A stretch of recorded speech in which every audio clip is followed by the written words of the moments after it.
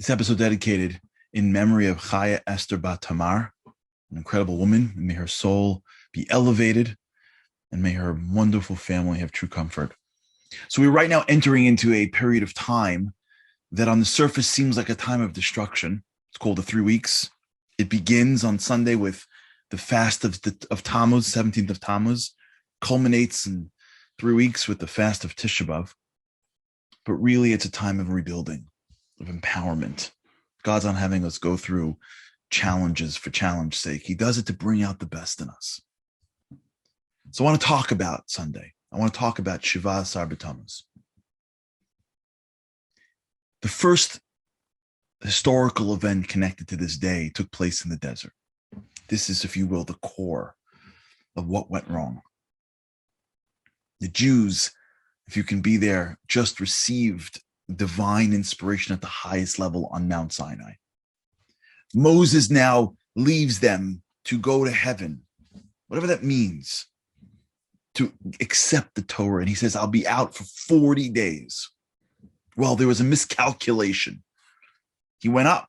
Is that day one? Or is the first day that he's there, the first full day, the next day, day one? Well, the Jews thought the day he goes up is day one. Well, Moses, that wasn't the case. Moses says, no, the next day, the first full day is day one. Well, guess what? 40 days later, guess who doesn't come down mountaintop? Moses. Jews are waiting there. It's 40 days. Moses is gone. And they fear the worst. He's dead. And they do the unthinkable. They take their gold, they throw it into the fire, out comes out a golden calf, and they serve the golden calf. Can you imagine? They just at the same mountaintop, at the same mountain, the base of the mountain, that same mountain that they saw God 40 days ago, they're serving idols. Can you imagine? And the story that we were told growing up is that Moses came down, saw the idol, couldn't believe it, smashed the tablets. Remember that? That day, Shiva Asar B'Tammuz. That's the fast day. That's Sunday. Here's the problem. Moses knew about it. He had some intel. If you look at the verses closely, you'll see. Read them. Moses is in heaven, and God says, Lech reid ki shiches amcha. Go down because your nation turned astray. And Moses, through some divine inspiration, understood that they were serving an idol. You know what Moses did? He went to Jewish mom mode, started defending them. Didn't even know what was going on. He's defending them. And he's like, God, it's not their fault. It's not their fault. Remember Abraham, Isaac, and Jacob. And you know what God says? I forgive them. So Moses is in heaven, knows about the idol, already goes to God. God already forgives him, comes down with the tablets, knowing about the idol, sees the idol, and breaks the tablets. I don't understand, Moses. You knew this was coming. Yeah, right. You saw it on the jumbo on the screen. Like, why'd you break the tablets for? God knows. God forgave him. There's one thing he didn't see. If you look closely at the verse, it says, when he came down, he saw the egel, the calf, and macholos. Macholos is Hebrew for circles. What he didn't see was that they were dancing. Moses knew that they were serving an idol, but he probably figured they're idol worshipers. They were in Egypt for their 210 years. Everybody served idols. Okay, when life is amazing and you have God in front of you and Moses at the head, you believe in God. But guess what? If Moses is dead and they're alone in a desert, they may go back to their old habits. Okay, it happens. But I'm sure they're broken. I'm sure they're heartbroken over it. They had God. Now they're stuck with a calf. But he didn't realize that they're heartbroken. They were dancing. Those people that were sinning were dancing, and he's going, you're dancing? Does that mean you never wanted to be married in the first place? Does that mean if you're happy that